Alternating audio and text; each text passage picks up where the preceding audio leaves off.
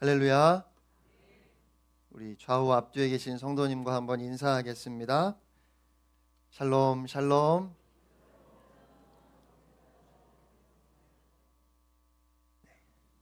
오늘 설교를 시작하기 전에 제가 아주 귀한 분을 한 분 소개하고 싶습니다.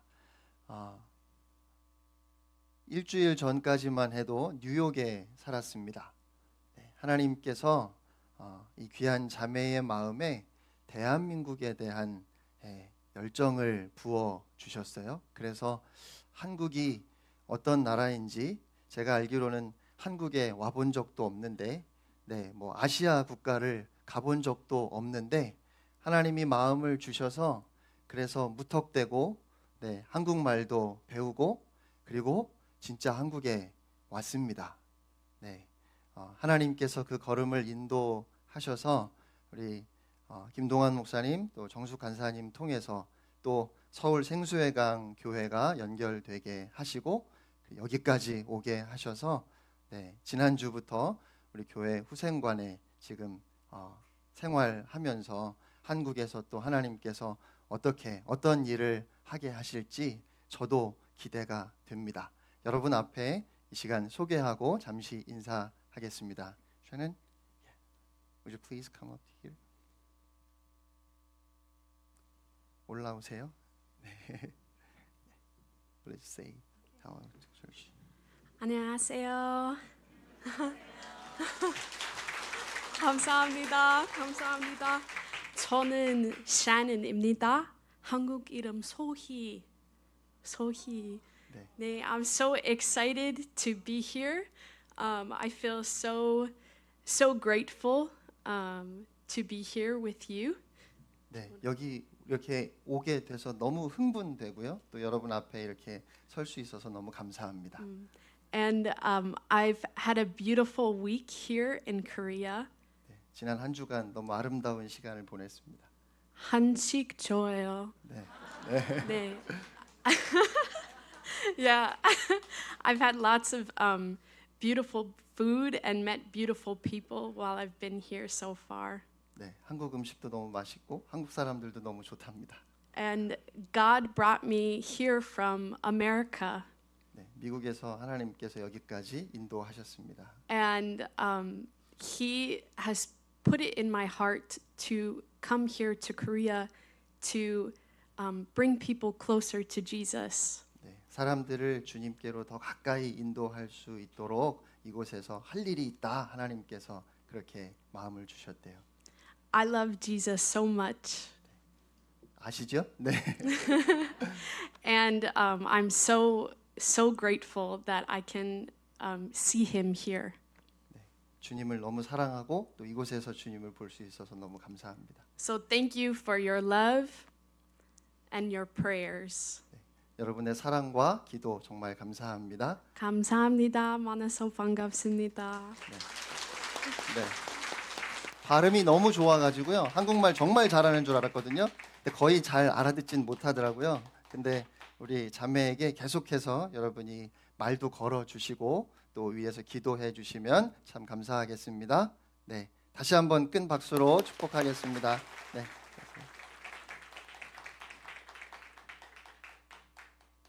정말 용감하죠. 선교사들이 하나님이 주시는 마음 가지고 그냥 무작정 한국이 어떤 곳인지도 모르고 이렇게 찾아와서 복음을 전했다라는 것을 우리가 그냥 전해 듣기만 했는데 이렇게 눈으로 봅니다. 지금도 하나님께서 많은 사람들의 마음에 열정을 부어주시고 꼭 필요한 곳에 그렇게 보내시고 그래서 우리 샤넌 자매를 통해서 하나님께서 큰 일 하게 하실 줄 믿습니다. 여러분이 기도 많이 해주시기를 바랍니다. 한번 따라하겠습니다. 너희의 하나님이 되리니.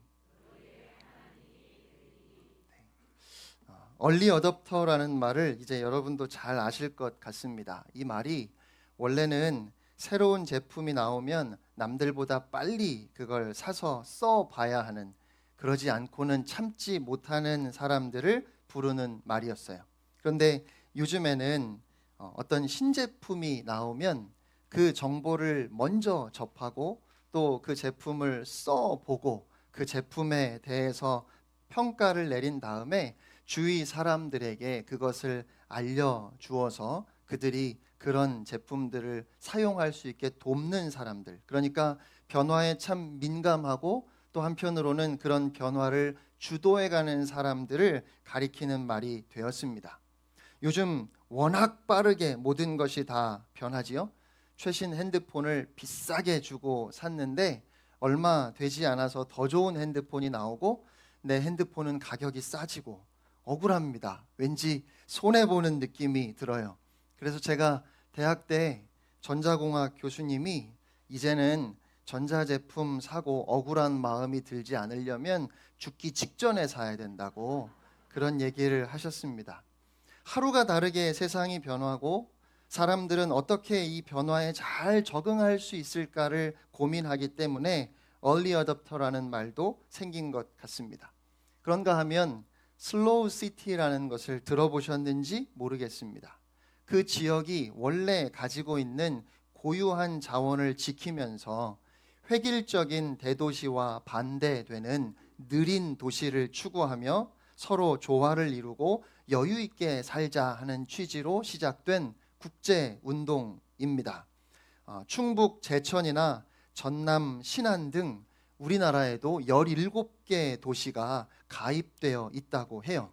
공기 맑고 경치 좋은 곳을 사나흘 걸으면 보약 한 제 먹은 것보다 낫다. 이게 이들의 슬로건이라고 합니다. 변화하는 상황에 빠르게 적응하는 것 참 중요하지요. 또 한편으로 변하는 세상 속에서 변하면 안 되는 것을 지키는 것도 중요합니다. 변화하는 시대에 빠르게 적응할 수 있는 부드러운 마음도 중요하지만 또 반대로 세상이 아무리 변해도 내 자리를 지킬 수 있는 한결같음 또한 우리에게 필요할 겁니다. 그러면 여러분은 어느 쪽이십니까? 세상에 아주 발빠르게 변화하시는 편인가요? 아니면 아무리 변해도 나는 내 길을 가리라 이렇게 말씀하십니까? 저는 어느 쪽일까요?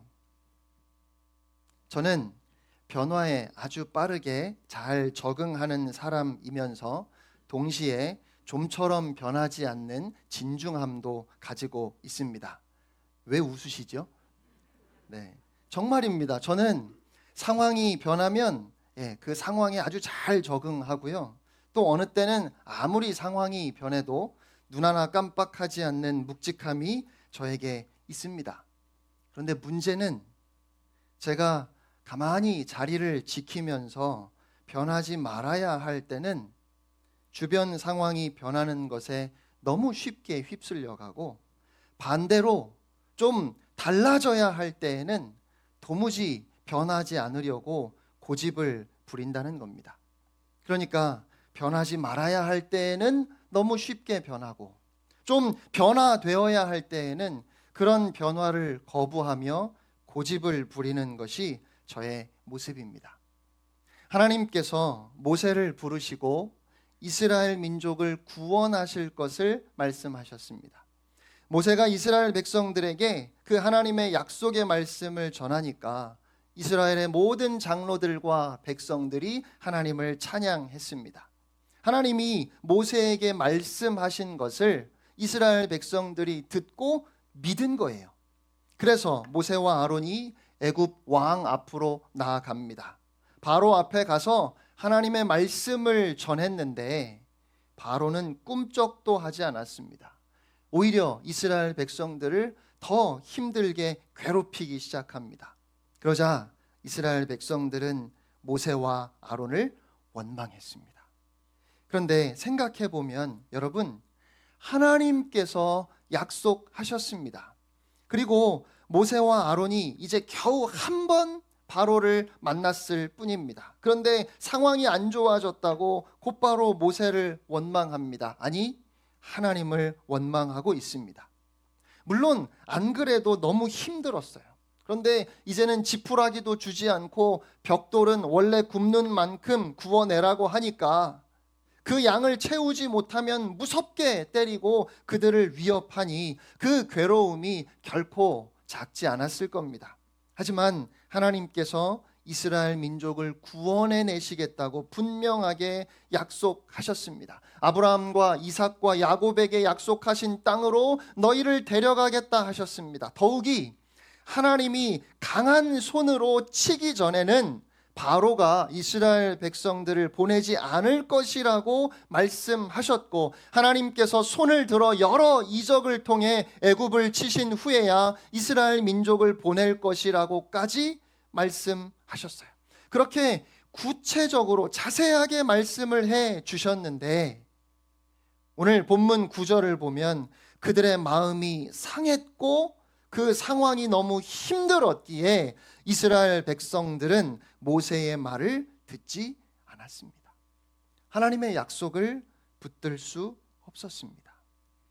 그런 이스라엘 백성들을 보면서 이들이 정말 원했던 것이 무엇이었나 하는 의문이 듭니다. 이스라엘 백성들이 원했던 것이 그냥 그대로 애굽에서 노예로 살면서 조금 편해지는 것이었다면 오히려 지금 상황이 더 힘들어졌으니까 모세와 아론을 원망할 수 있습니다. 하지만 그들이 바랐던 것이 애굽을 탈출해서 이제는 노예의 삶을 완전히 벗어나 자유함을 얻는 것이었다면 당장 좀 상황이 안 좋아졌더라도 그 상황이 아니라 하나님의 약속을 붙잡았어야 하는 것 아닙니까? 하나님께서 이스라엘 백성들에게 주신 약속은 애굽에서 나오는 것이었어요. 이제는 노예 생활을 벗어나 젖과 꿀이 흐르는 땅에 들어가서 지금과는 비교도 할 수 없는 완전히 새로운 자유와 축복을 누리는 삶을 약속하셨다는 말입니다. 하지만 이스라엘 백성들은 하나님의 약속을 붙잡지 못하고 당장 더 힘들어진 그 상황에 너무 쉽게 휩쓸려 버렸습니다. 그래서 모세와 아론을, 그리고 궁극적으로는 하나님을 원망하고 있습니다. 그러면 여러분, 오늘 우리는 어떻습니까? 우리가 정말로 원하는 것은 무엇입니까? 우리가 바라는 것이 이 땅에서의 성공이고 이 땅에서의 형통함이라면 하나님이 우리의 사업을 어렵게 하시고 우리에게 병을 주셔서 고난을 겪게 하실 때 우리는 얼마든지 하나님을 원망할 수 있습니다. 아니, 원망할 수밖에 없을 겁니다. 하지만 우리가 진정으로 원하는 것이 고작 이 땅에서의 부유함이나 강건함이 아니라 하나님께서 나의 주인이 되시고 나를 향하신 그 하나님의 크고 놀라우신 뜻을 이루시며, 그래서 결국에는 나를 그 눈물도 수고도 없는 하나님의 나라에서 영원한 생명, 영원한 기쁨을 누리게 하시는 것이라면 우리는 하나님의 약속을 붙들고 지금의 고난을 이겨낼 수 있어야 하는 겁니다. 힘들지만, 어렵지만 그럼에도 불구하고 하나님의 약속을 붙들고 흔들리지 말아야 한다는 것입니다. 우리의 인생은 80년, 길어도 100년을 넘기기 어렵습니다. 여러분, 좀 잘 살아도 100년이고 못 살아도 100년입니다. 건강해도 100년이고 몸이 약하고 아파도 100년입니다. 지금 내가 아무리 잘 나가고 높은들 뭐 하겠습니까? 고작 100년인데. 또 내가 아무리 낮고 천하다 하면 어떻습니까? 고작 100년인데. 하지만 우리에게는 하나님의 약속이 있습니다.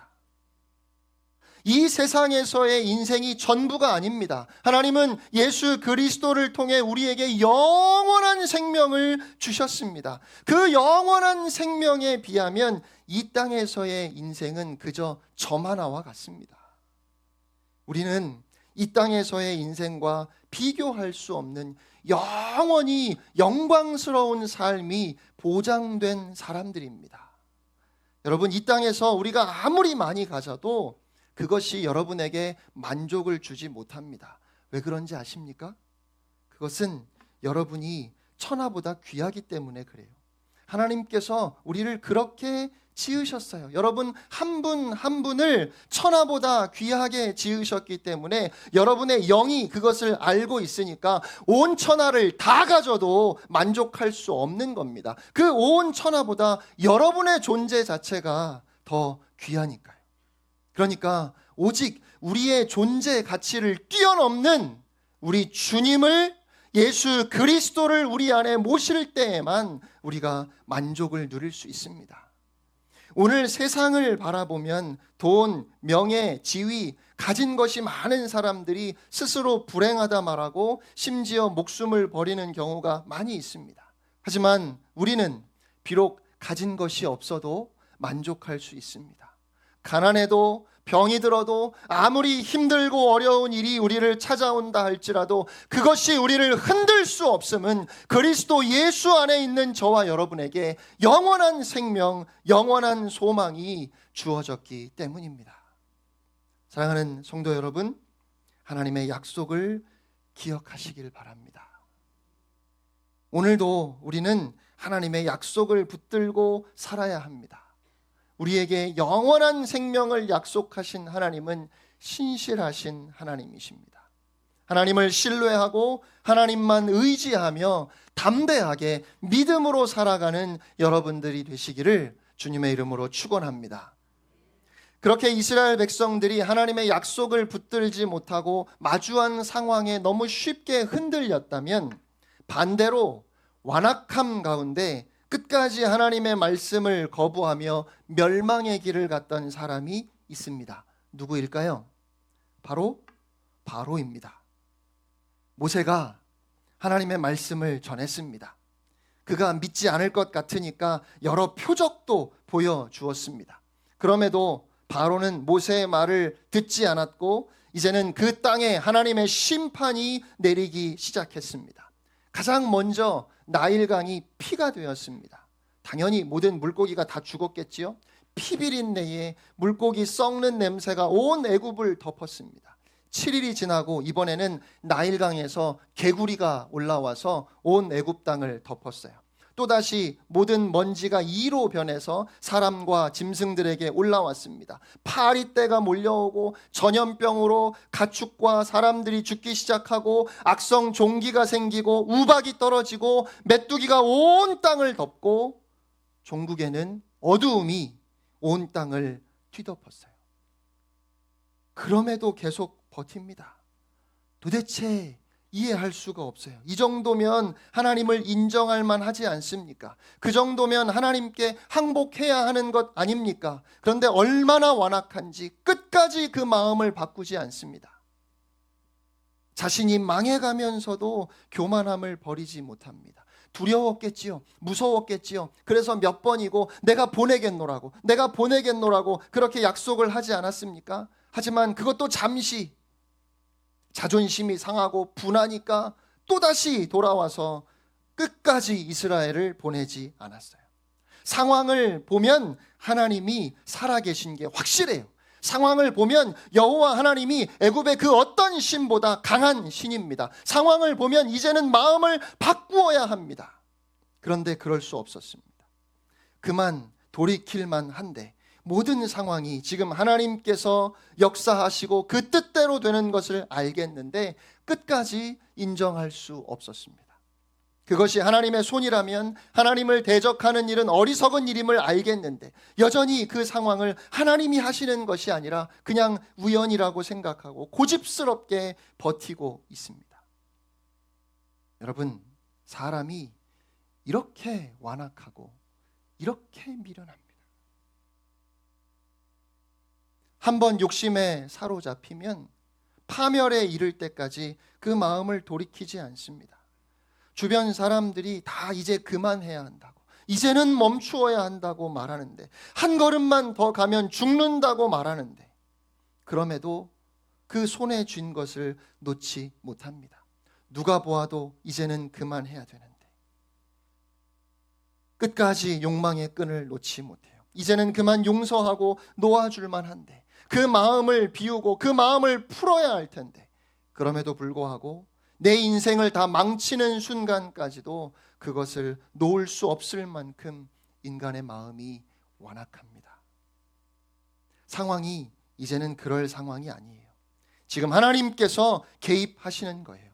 하나님의 원하심이 그것이 아니라는 것을 보여주시는 거예요.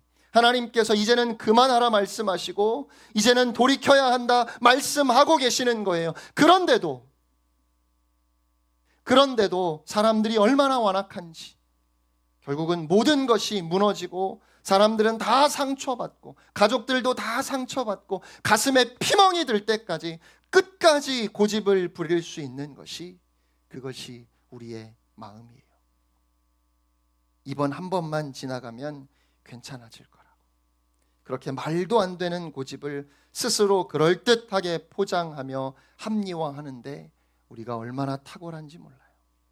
여러분, 한순간에 사고가 터지는 게 아닙니다. 예를 들어서 여러분이 음식을 먹을 때 가장 먼저 여러분 안에 계신 성령님이 생각을 넣어주십니다. 건강을 생각해서 음식을 적당히 가려 먹어야 한다. 그런데 성령님의 음성을 무시하지요? 그러면 이번에는 여러분 속에서 양심이 말합니다. 이렇게 그냥 아무거나 막 먹으면 건강에 안 좋아. 그 양심의 소리도 무시하면 이번에 옆에서 부인이나 남편이 말합니다. 너무 많이 먹는 거 아니에요? 더 웃기는 건 자기가 말해요. 나 그만 먹어야 되는데. 이때만 멈춰도 괜찮아요.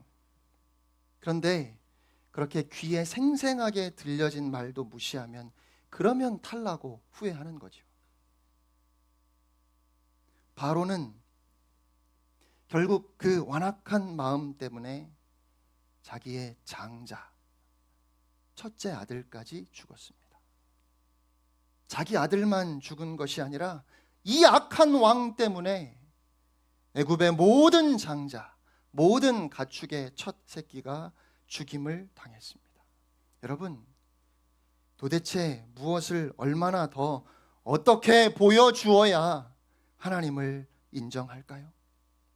그런데 우리 안에 이스라엘이 있고 우리 안에 바로가 있습니다. 힘들고 어려운 상황에서도 하나님의 약속을 붙들고 인내하며 주님을 바라볼 수 있어야 하는데, 그럴 수 없어서 마음이 상하고, 모든 상황이 하나님의 원하심이 무엇인가를 우리에게 분명하게 보여주고 있음에도 나의 원함을 꺾지 못하고 하나님의 뜻에 순종하지 못합니다. 상황에 민감해야 할 때에는 그 상황을 외면하려고 하고, 상황에 흔들리지 말아야 할 때에는 너무 쉽게 그 상황에 침몰당합니다.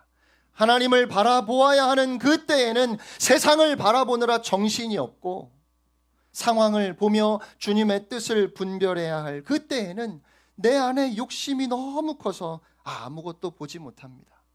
여러분, 누가 바로이고 누가 이스라엘인지, 어떤 사람이 바로처럼 완악한 사람이고 어떤 사람은 이스라엘처럼 믿음이 연약한 사람인지, 이것을 구분하는 것조차 무의미할 만큼 우리 안에 이 두 가지 마음이 다 있어요.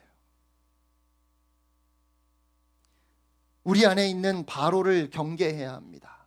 우리의 마음이 완악해지지 않도록 조심해야 돼요. 부드럽고 순한 마음으로 하나님의 인도하심을 분별하며 순종해야 합니다.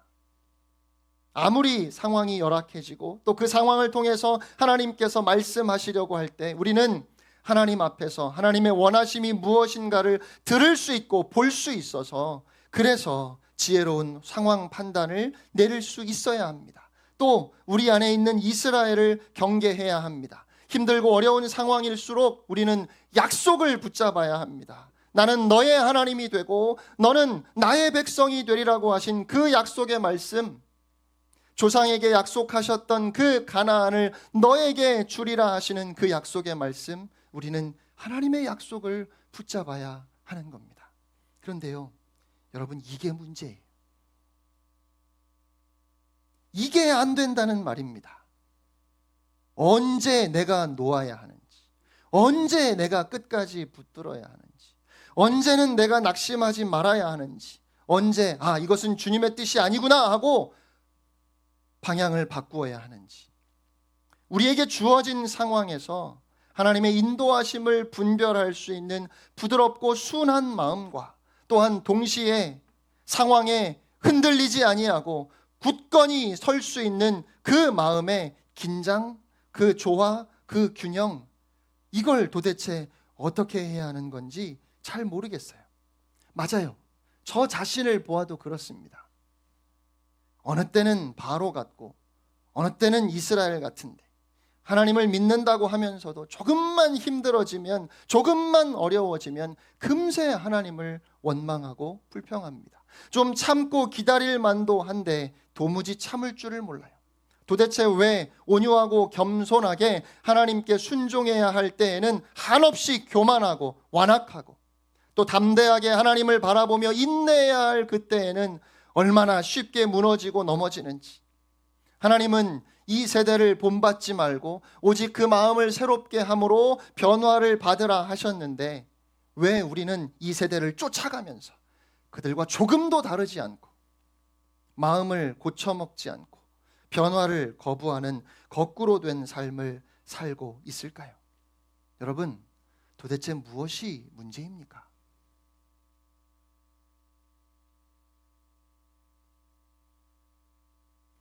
도대체 무엇이 문제인지 그것이 참 고민이 되었습니다. 그리고 제가 생각하는 이 문제의 핵심은 오늘 본문 말씀에 나오는 것처럼 하나님이 정말 나의 하나님이 되셨는가 하는 것입니다. 오늘 본문을 보면 하나님께서 아브라함에게 하신 약속을 기억하시고, 그래서 이스라엘 백성을 건져주시고 그들이 하나님의 백성이 되고 하나님은 그들의 하나님이 되리라 하셨습니다. 여러분, 이것이 출애굽기 전체의 핵심입니다. 아니, 성경 전체의 핵심이라고 해도 틀리지 않습니다. 하나님께서 우리를 사랑하셔서 우리를 하나님의 자녀 삼으시고 하나님은 우리의 하나님이 되시는 것, 이것이 처음 하나님께서 온 우주를 창조하실 때부터 하나님이 원하셨던 것이고 지금도 동일하게 우리에게 바라시는 겁니다.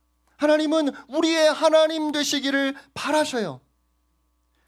하나님이 우리를 사랑하시고 그래서 우리를 자녀 삼아 주시고 우리는 정말 하나님을 나의 하나님으로 경외하는 것, 그렇게 하나님과 우리의 관계가 온전히 회복되는 것을 바라신다는 말입니다. 여러분, 이것이 구원입니다. 이것이 하나님의 소원입니다.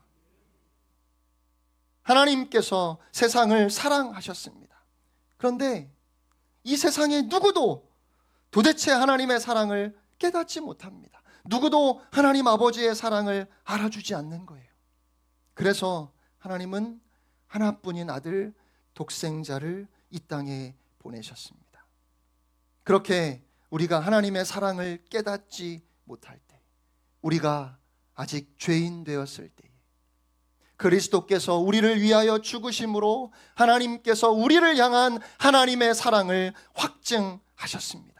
그런데 그렇게 하나님이 하나밖에 없는 아들 예수 그리스도를 우리를 위하여 내어주셨음에도 그 십자가 앞에서조차 우리는 고집을 부리고 있습니다. 하나님의 사랑을 깨달을 만하지 않습니까?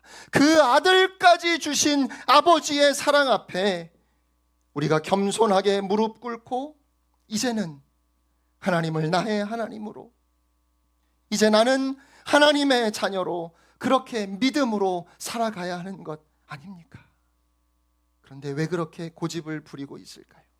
또 그 사랑을 깨달았다면 이 세상을 살아가는 동안 어떤 어려움을 만난다 할지라도 변함없이 오늘도 나를 사랑하시는 그 하나님을 바라보며 하나님의 약속을 붙들고, 하나님이 나의 하나님이시니까, 나의 아버지이시니까 나와 동행하시며 나의 걸음과 길을 인도하시고 반드시 나를 그 영원한 나라로 이끌어 주실 테니까 그 하나님의 약속을 신뢰함으로 끝까지 믿음으로 표대를 향해 나아가야 하지 않겠습니까?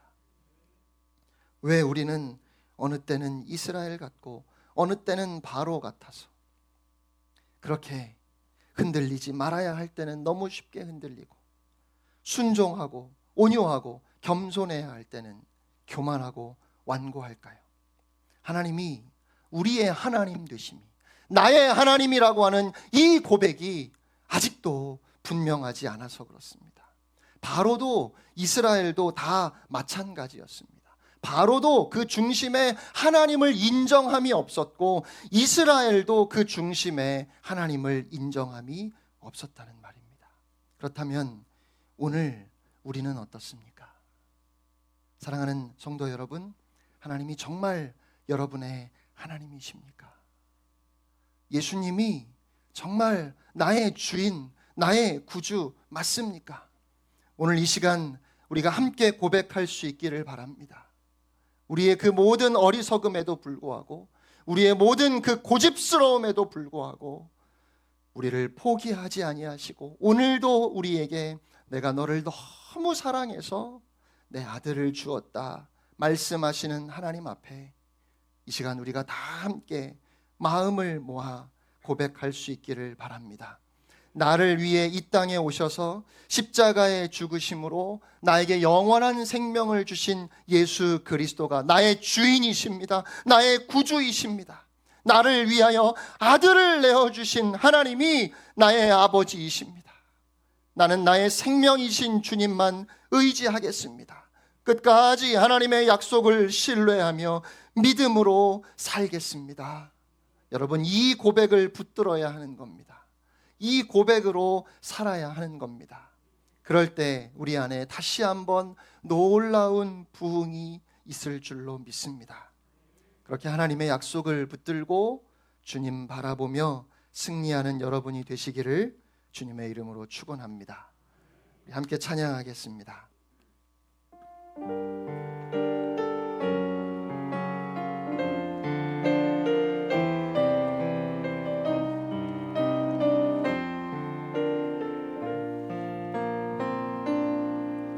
모든 것이 끝났다고 말하니 사람들의 말을 듣지 말아라. 하나님은 아직도 너에게서 시선을 떼지 않았다. 세상에서 답을 찾지 말아라. 사람들을 의지하지 말아라. 너의 모든 문제는 하나님만이 해결할 수가 있다. 기도를 쉬지 마라. 찬양을 멈추지 마라. 하나님이 너를 주목하고 있다. 예배에 집중하라. 말씀을 붙잡아라. 하나님을 만나면 끝난 것이다. 우리 처음부터 다시 한번 찬양합니다. 모든 것이 끝났다고 말하니 사람들의 말을 듣지 말아라. 하나님은 아직도 너에게서 시선을 떼지 않았다. 세상에서 답을 찾지 말아라. 사람들을 의지하지 말아라. 너의 모든 문제는 하나님만이 해결할 수가 있다. 기도를 쉬지 마라. 찬양을 멈추지 마라. 하나님이 너를 주목하고 있다. 예배에 집중하라. 말씀을 붙잡아라. 하나님을 만나면 끝난 것이다. 가는 길 멈추지 마라. 가는 길 멈추지 마라. 뒤를 돌아